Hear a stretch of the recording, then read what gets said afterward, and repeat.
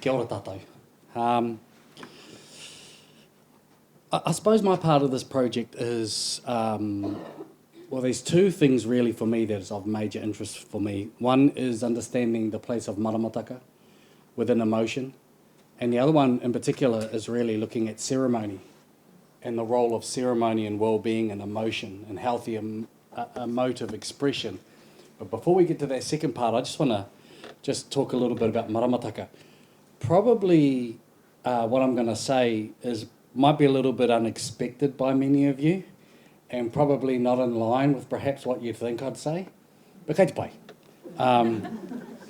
We'll just roll with it, and bearing in mind that these are my reflections and understanding of how this works. I never ever go to a place and ever tell any other Māori how they should behave, or what they should think perhaps in terms of these cultural understandings. There are regional, tribal, hapu, whānau expressions, and so this is part of that. I just want to say maramataka is the most mispronounced word in the Māori vocab going around at the moment. It's maramataka, not maramataka. Okay, marama means light, to understand, to be clear. Marama is moon. So maramataka. And I just thought we'd go through actually understanding what a maramataka is before we get into, and this might shock you because maramataka is actually not a traditional Māori word. That's part of the cool thing about te reo Māori. We and our tipuna have created terms for our understanding of certain aspects, but maramataka is not a traditional word. As a researcher, I guess, I went out and had a look to see if I could find the origins of the word maramataka. So I went across, and there's lots of books out about maramataka, and I asked myself the question, well, what does it mean? So I went to some of the pillars of academic research. I went to Google too. So this is maramataka is a traditional Māori calendar. Each year has 12 months based on cycles of the moon. These lunar months begin and end when the moon is full and last for about 30 days. It's a bit, the only part in this is that's right, is it's a traditional Māori calendar. Te Ara Encyclopedia did traditional Māori calendar. Papatonga rewa. This is a phrase that's quite common, or a belief. The maramataka, which literally means the moon turning, because taka does mean to turn or to roll, right, is the Māori lunar calendar and is traditional way by which time was marked. So they're saying maramataka means the turning of the moon. I want you to think about that. Pai kupu, it's calendar. Te aka, almanac. I want you to think about that too. Māori lunar calendar, a planting and fishing monthly almanac. For most tribes, the lunar months begin with the new moon, but for some with the full moon. The start of each month was aligned with the morning rising of particular stars. The maramataka names are similar for most tribes. The order may vary from tribe to tribe. So that's pretty close to a good definition. Here's another dictionary. It's just saying it's a calendar that aligns the months of the year. Pai kupu is just saying, yeah, it's a pūnaha, it's a tool that arranges the months of the year. Bigs just says calendar.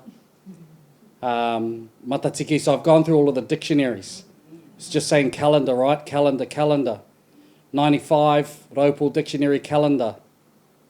93, calendar. But before that date, you're not going to find the word maramataka in a dictionary. Doesn't exist. Now think about that.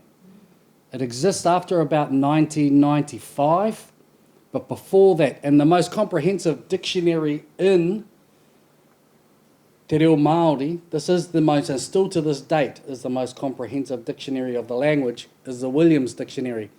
It doesn't include the word maramataka. If it was that important, you'd think it would be in there, right?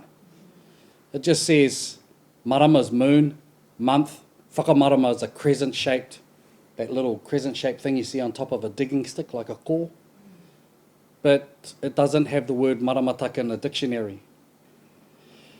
The Polynesian Comparative Dictionary right across the rest of Polynesia, Māori is the only place in Polynesia where you'll find the word maramataka. No one else has it.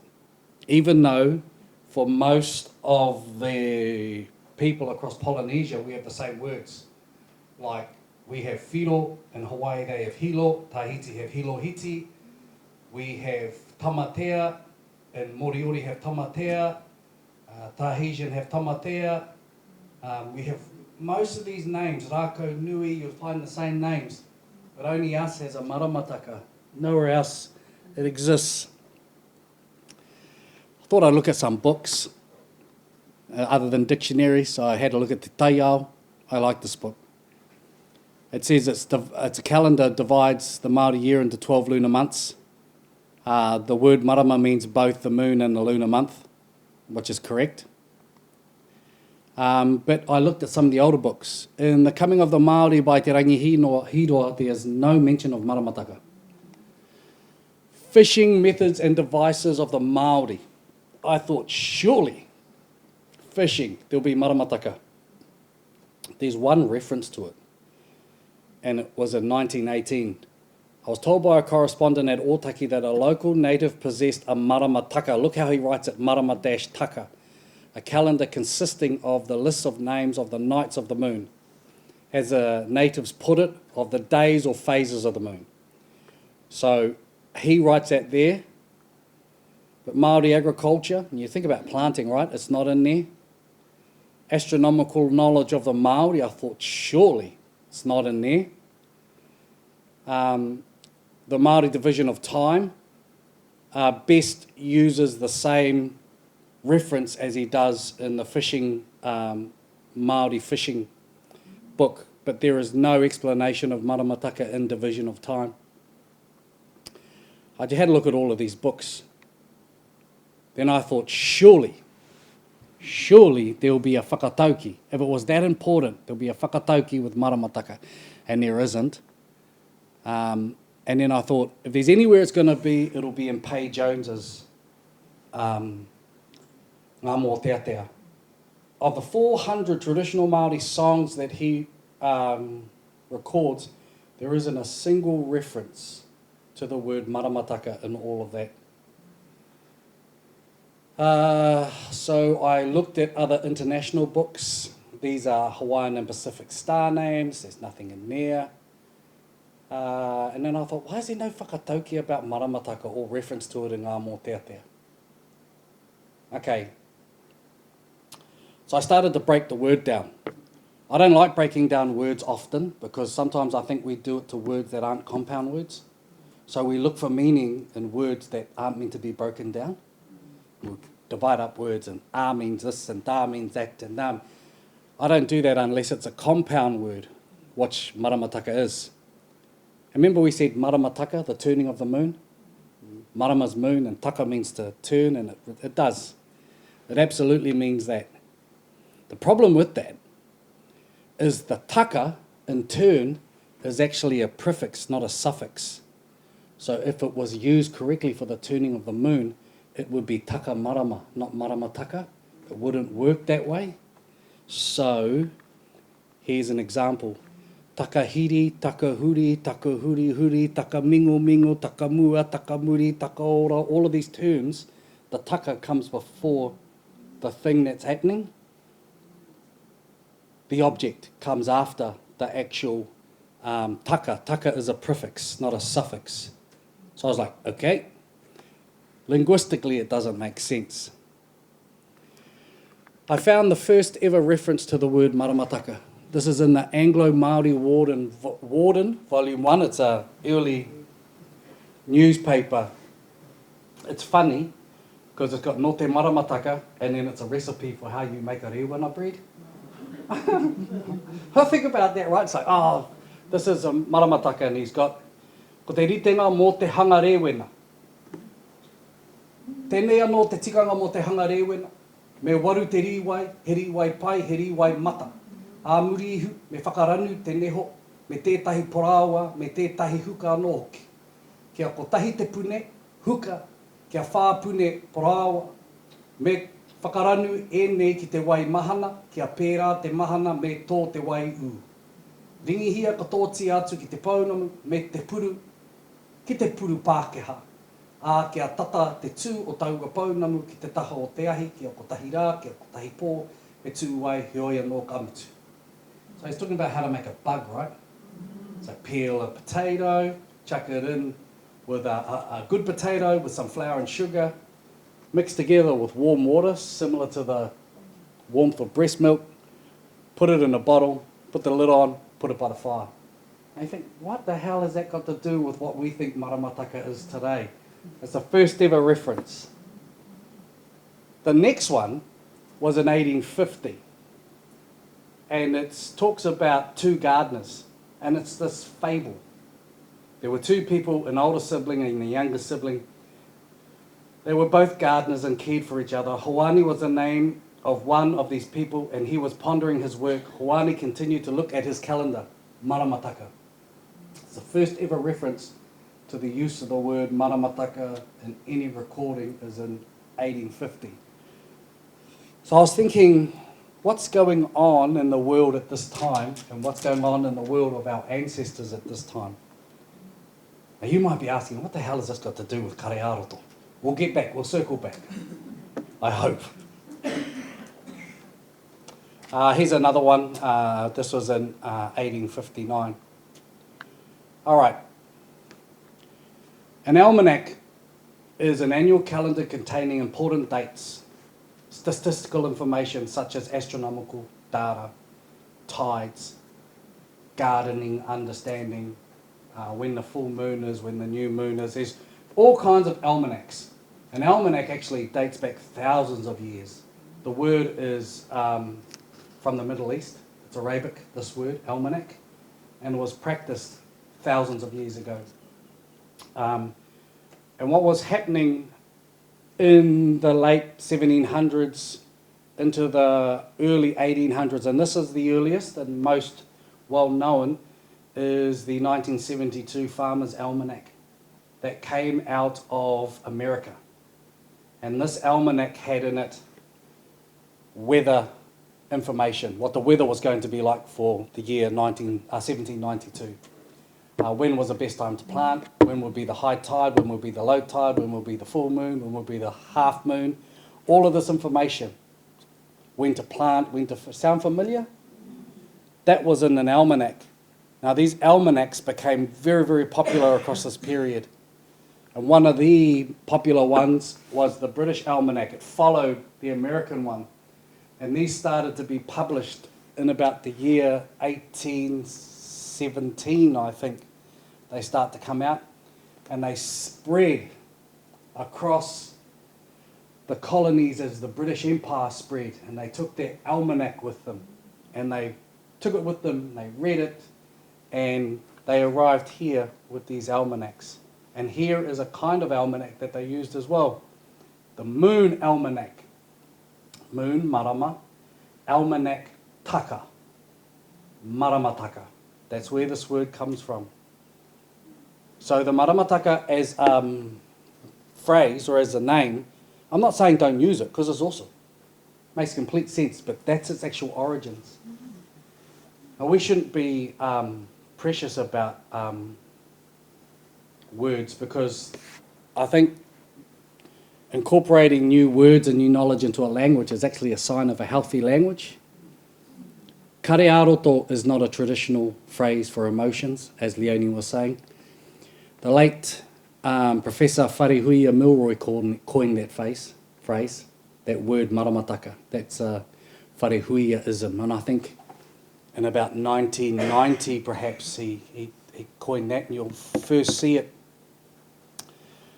in Te Kōhure and some of those early Te Reo Māori programs that they ran out of Waikato University.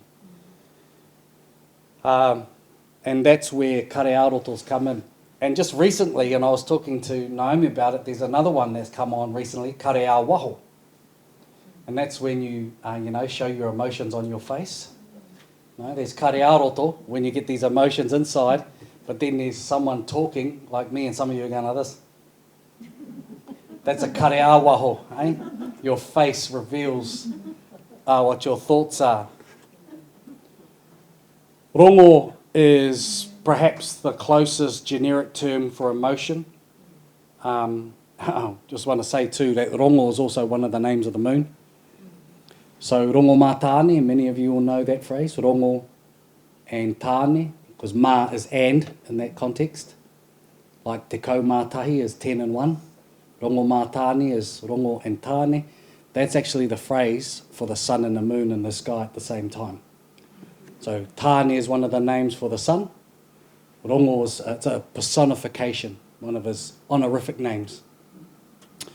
Rongo is one of the honorific names for the moon, rongo mā tāne. And you're about to see that pretty soon. Actually, the moon will just be coming up now. Yeah, it'll just be on the horizon right now. So rongo mā tāne is in the sky at the moment.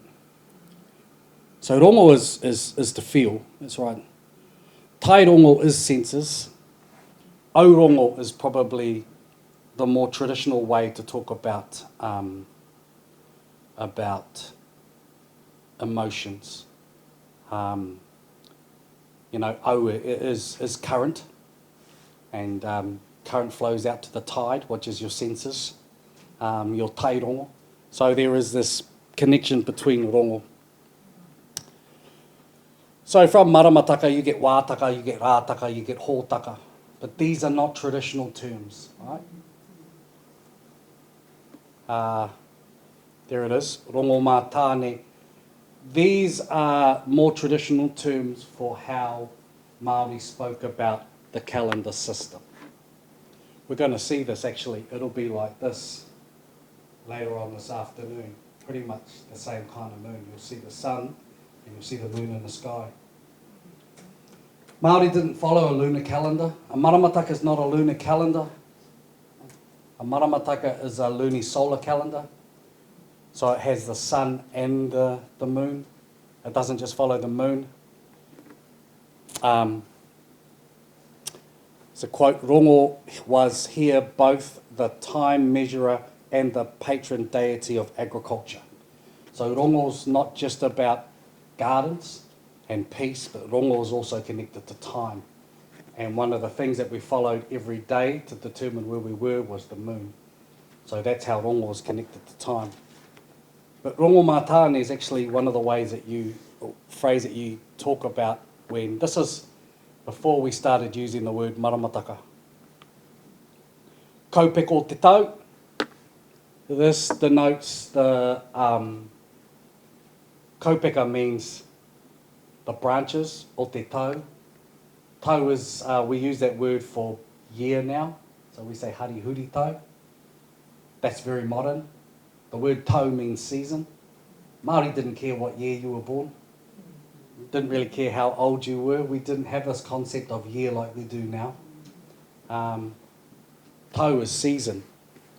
And so this means the branches of the different seasons. Or even the months of the seasons. Because if you're talking about season as in spring, there are so many months in spring, there are so many months in summer. But year was inconsequential. Te tatau o rongonui, there you see it again, rongo. It means the count of the moon. Te tatau o rongonui. Tatau means the count. So, Hurumuana of Pipiriki in the Whanganui region said that there were 12 lunar months termed therein. What 12?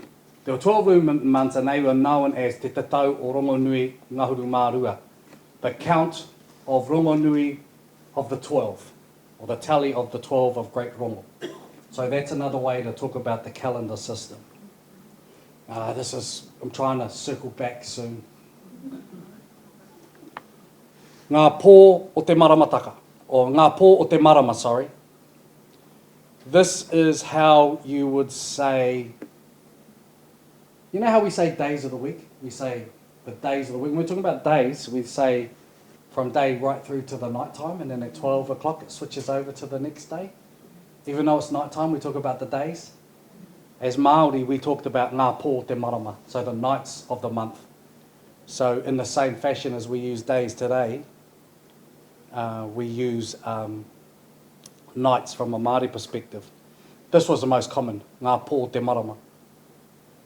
Ngā mato te marama just means the phases of the moon.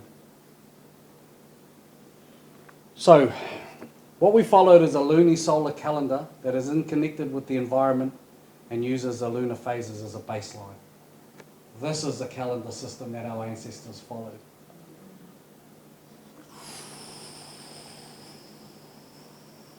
Oh, we got past that.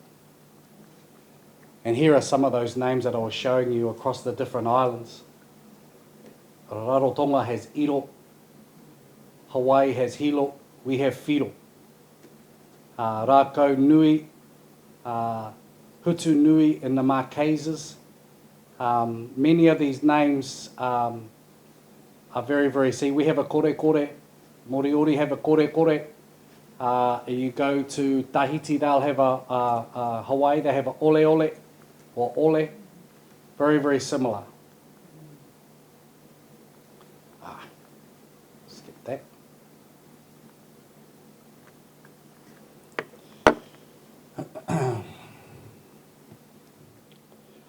One of the important, really it was probably the most important thing, if you go away and you don't remember anything that I said, I'll be quite fine with that.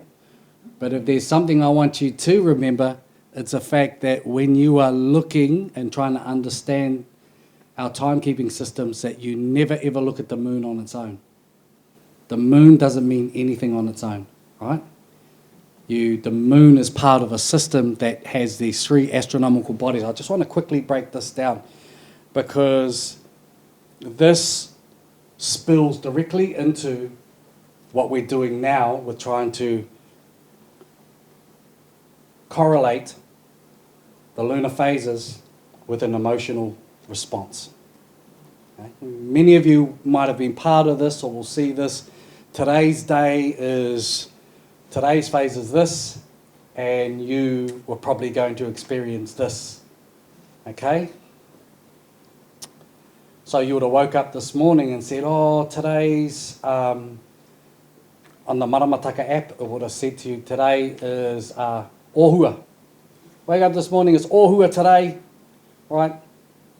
It was only Ohua right now.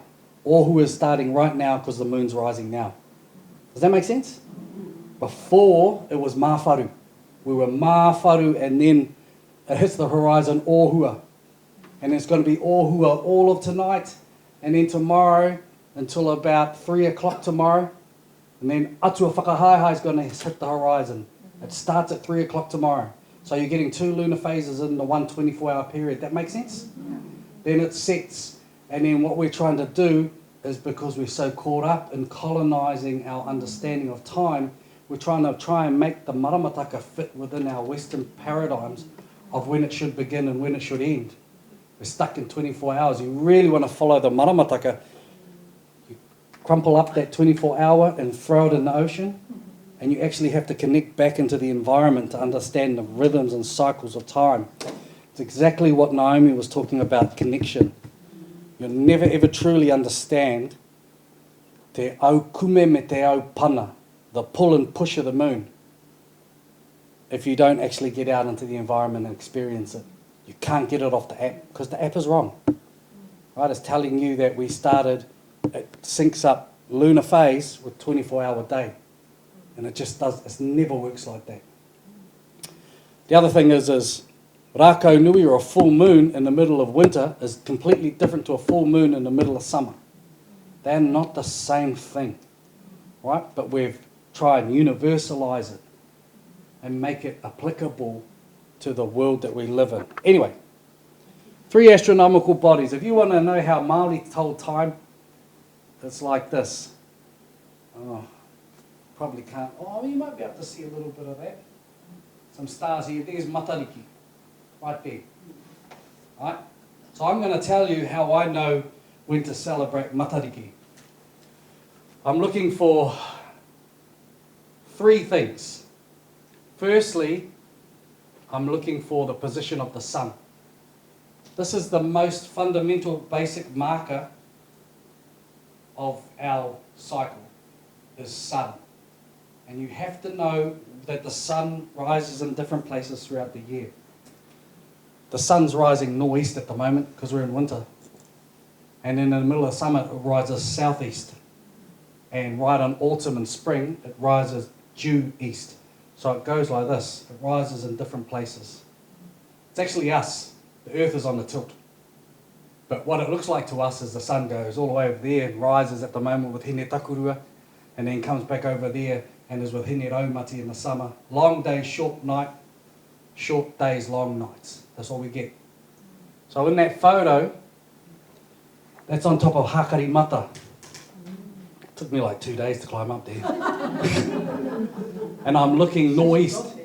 And I can tell by where the sun is rising that it's winter, because the sun is rising northeast.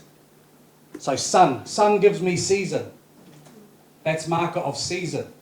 Sun gives me season. The next marker is star, because star gives me months. All of the months we celebrate. Pipiri, Hongongoi, Here Turi Koka, Whiringa Nuku Whiringa, all of them. They are all stars, and they rise in the morning before the sun. The stars you see in the summer, not the stars you see in the winter. They rise earlier every day, 4 minutes. So at the moment, you'll go outside and you'll see Hongoi right there in the morning sky before the sun. 4 minutes earlier every day. And you may not think that's much, but over 30 days, that's 2 hours difference. So if you go out a month's time, Hongoi is going to be up there. And the star that's rising before the sun is Here Turi Koka. So you can tell what stars in the eastern sky, what your month is. Does it make sense? Mm-hmm. So sun gives me season, star gives me month.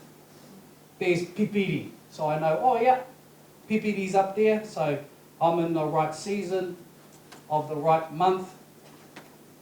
The last thing I'm looking for to give me the actual day to do something is the moon. The most bountiful period within all of the lunar calendars are the last quarter. That's the last weekish of the moon, and it celebrates all of the atua we get our kai from. Tangaroa mua, Kare-ā-roto, tangaroa whakapau, tangaroa whāri ki kiokio. Salt water, fresh water. O tāne, forest. O rongo, gardens. O mutu, mutu whenua, stop. Otherwise you get to feel. Yeah? You don't want to celebrate and feel. So I can tell I'm in the right season of the right month of the correct morning where I go out and look for matariki. Every year you triangulate. And this is the Māori clock. Short hand, long hand, second hand gives you your time. And in the environment, you know, I know in my environment, when those three things are out, it's cold. I give like 20 million matariki presentations. That the kereru will be eating a miro tree. I just went out before when we did a walk around. There's a miro over there, and it must have fruited quite well this year, because some of the hardened berries are still on the tree. What you're saying, it fruited, but they didn't get eaten, so there mustn't be many pigeons around. But I know that's the season that'll be happening, and I know Leone's people in Taranaki will be waiting for those three signs to know when they go out and catch the piharo. Now this is the difference between allowing yourself to be told what to do and when to do something by a Western calendar clock, or you sinking into the rhythms of the environment and knowing what to do by the environmental indicators that are above you. Just want to show you, Leone, this is, can't really see it. It's 2 stars here, and they go like this. That's Piha Piharo. That's this group of stars that are connected to the harvest of the piharo. This is a pewa, so that's a bird snaring implement, which you catch birds during matariki.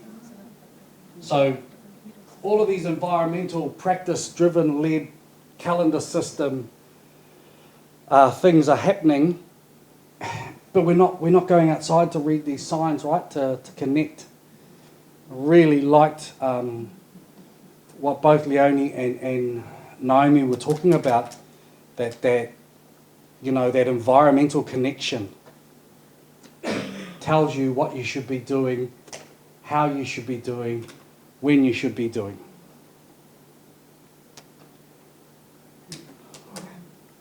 Our problem is we have moved away from this and we've tried to make the lunar calendar or the maramataka meaningful within the lives we live today, right?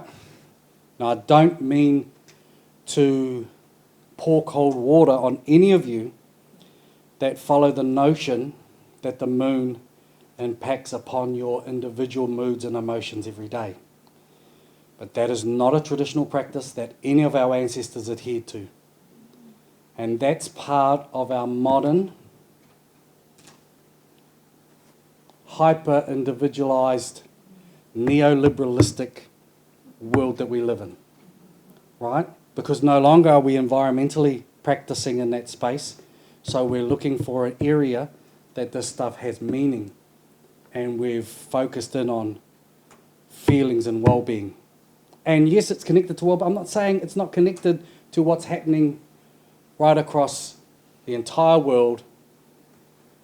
And if you find solace in that, kapai, you know, that's for you to pursue.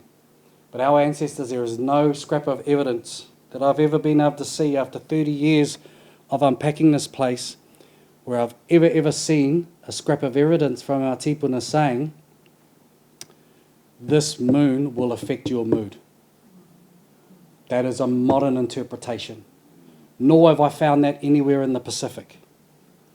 These were division of time calendars that were built around gardening, fishing, and work. They weren't about individual moons. The moon don't care about how you're feeling, right? It doesn't. And it doesn't get up and think, oh, Kare-ā-roto, Rangi, you're going to feel bad today. If that was the case, we'd all feel the same way on the same days, all of us collectively. It's not like that. That's because the moon doesn't pull on an individual, it pulls on the entire system. And so it lifts the energy, yes, of the entire globe, everything, not just individually. Everything lifts, everything falls. It's not an individual pool. There are about 40 litres, 40-something, 45 litres of water in an average human body. If I was to put 40 litres of water in a container on the floor here and watch that through the entire cycle of the moon, that water's not going to rise or set. Doesn't work like that. But you can see the pull when you're talking about trillions of litres, and all of the water on one side of the globe will go to the other side and then get pushed the other way with the tides, right? The Earth's crust lifts by 30 centimetres every revolution of the moon. The whole planet bulges and settles. Bulges. We don't notice it, but that's what's happening. That's the power of the moon. But it won't pull on the 40 litres inside you. Now, you're talking about how you're connected to the moon. Everything is connected to the moon. And you're probably more likely to be impacted by the luminosity of the moon more than you are by its gravity. Okay, everything just went quite quiet then.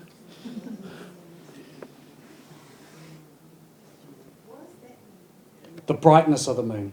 You're probably more, it'll be your, circadian rhythms.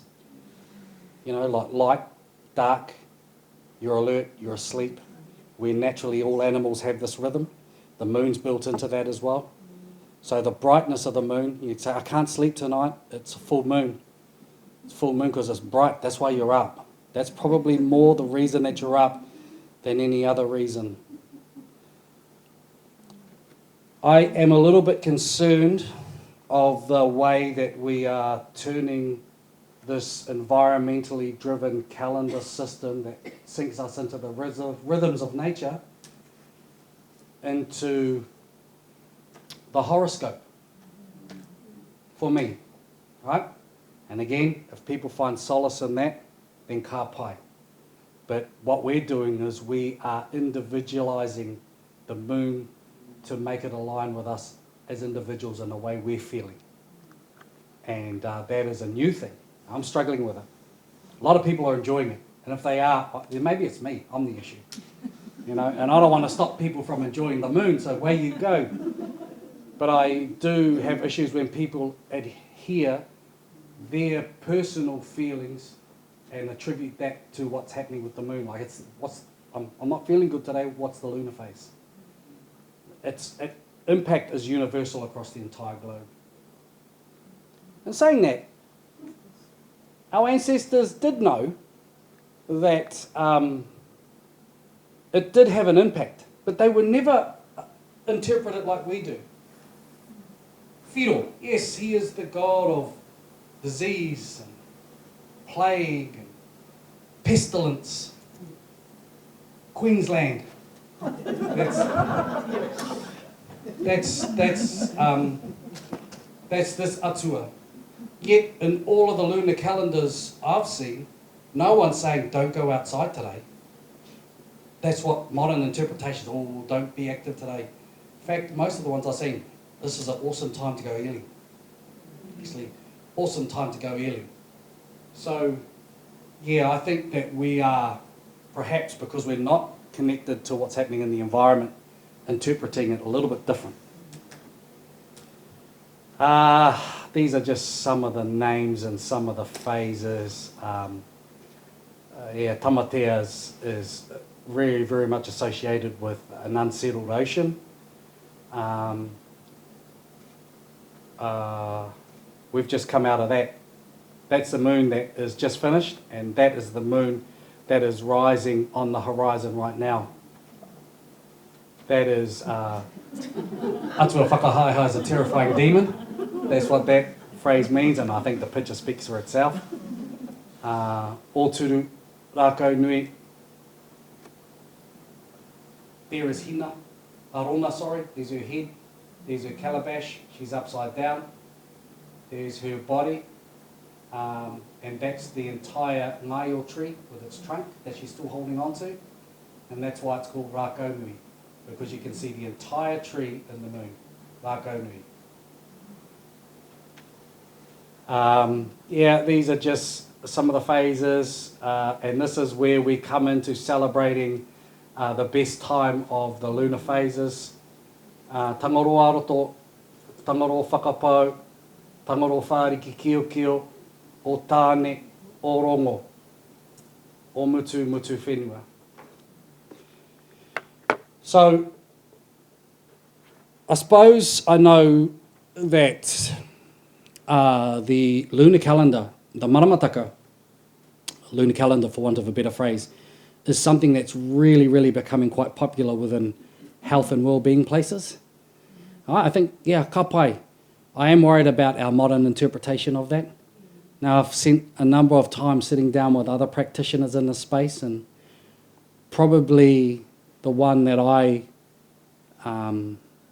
enjoy his company most of all is Rereata Mākiha. If ever you get an opportunity to listen to him talk, he's brilliant and raised out of a wānanga. And me and him have spoken about the notion of emotions and the phases at length. And he completely agrees with what I thought, but I was just too worried. I'd tell him, because then he might say, no, and then I'd feel terrible. But I asked him, what do you think about that? And he goes, kare te tika, kare te tika, kare te hāngai. Those were his comments. And I thought, I agree. But what do we do about it? And then he said, well, you can't do anything. If that's how people are looking to interpret, then let it go. They ka tiko hoki. But what I don't want us to think is it actually comes from a traditional basis, because it doesn't. What does come from a traditional basis when it comes to well-being is ceremony. And in particular, ceremony that is attached to and revolves around celebrating and reconnecting us back to our environment. For the past decade, we have been looking to revive the hautapu ceremony as part of the Matariki celebrations. And that ceremony was something that we've found records of pretty much right across the country, where people would go out and honour the environment and reconnect themselves to that place. And as we've been talking today, I really enjoyed some of the discussion because for me, I have seen how some of that has been happening within those hautapu ceremonies. The record states that our tipuna, and one of the best ones I have is from Taranaki actually, where they celebrated Matariki. I think it was 1870 something. And it was just a koroua, a kuia, and their mokopuna. And all they had was a kumara. And they cooked it in the earth, and they waited for Matariki to rise. And when it rose, the kuia did a karanga and called out all of the names of the people that they'd lost in the last 12 months. And then the koroua did a mihi, and they opened up the oven and they offered that kumara to the stars, and then they sat down and they ate together, and it was a celebration, and they talked about the future of them as a whānau in that little spot. And so there were examples of this all around the country, and we started to think, well, perhaps that could have benefits. Never ever thought it would be a holiday. And got a bit of a cheek to call it a holiday because I think Māori are busier than anyone during that day. Only Pākehā are getting Matariki off. We're all having to go and have like hautapu ceremonies and bloody hell. So we started enacting it, and actually that clip that I showed when I was on top of Hakarimata looking for my lungs up there was one of the first ones that I was involved with. Anyway, a couple of years later, I got asked at the time by the Prime Minister to, and I actually lied. I was on a call and she said, "Are we ready for a holiday?" I said, "Yep." I had no idea. Who knows? Who knows? I had no idea. But I said, "Yep, yeah, absolutely, we're ready." And so we had a few people on this committee. Kare-ā-roto was one. Hoturo was one. Jack Thatcher was one. Pauline Harris from Ngāti Kahungunu. Victoria Campbell from Te Waipounamu, Ruakere. And myself, and we sat down and kind of pulled the notion of what the holiday would look like. But it's underpinned by three things. It's underpinned by honouring our dead and releasing them and all of the, not just our dead, but all of the weight of the issues that we carry throughout the year. That's the moment that we release that. You let it all go. It's about celebration. And one of the things I don't think we get to do enough is celebrate all of our successes. It's really easy to look at the difficult things, but we don't take enough time to celebrate and just to hang out. And it was a time of people reconnecting with each other, eating together and celebrating together. And the last thing was about planning for the future. When we started these things, I had no idea how they were going to go. I said, oh, one of the things is we're going to call out all of the names of the dead to the sky. Thinking to myself, how is this going to go? The first one we had, it was only a small group. As soon as they started calling out names, people started to weep. Just a natural response. There was no one said you have to cry. People just started to wail and to mourn for their loved ones. And then to watch that spread across the country, and for tribes to start doing their own things, watch is the only way it's going to live, is if people see themselves in it. I've really been cautious of not being Matariki police and going around saying, no, you don't do it like that. You do it how you feel you should do it. There's no right or wrongs for ceremonies. It's what you understand, and what's right for me and where I am is not what's right for you and where you are. And that's how, I don't know if many of you saw how Ngāti Rangi did it this year with puanga. But I just see their approach to it was different to how others have done it. And that's how it's going to live. And just the celebration that's happening around this. So the research that I've been doing and the interviews that I've been conducted, which I haven't finished all of them yet, pups, just letting you know, is saying that people are finding real connection and real well-being when they're being involved with ceremony and allowing them to have this moment. It's a platform where we can express our Māori emotions in a safe, culturally validated space. We're not having to explain ourselves. No one gets up at the start of these things and says, well, we're doing this because of this. Like, we're not having to position what we do against what non-Māori do. They're just doing it. And particularly, we might have issues coming to terms with what's happening, but our tamariki mokopuna won't. They'll grow up in an era, in a generation where they won't remember what it was like before we had this stuff. They'll just do it naturally as we've done Christmas. So to watch that natural Māori emotion expressed through ceremony is something that, for me, I'm quite interested in and hoping to see develop out further. I think that's me. Mihi nui kia koutou. Hopefully there wasn't too much abruptness among some of those messages.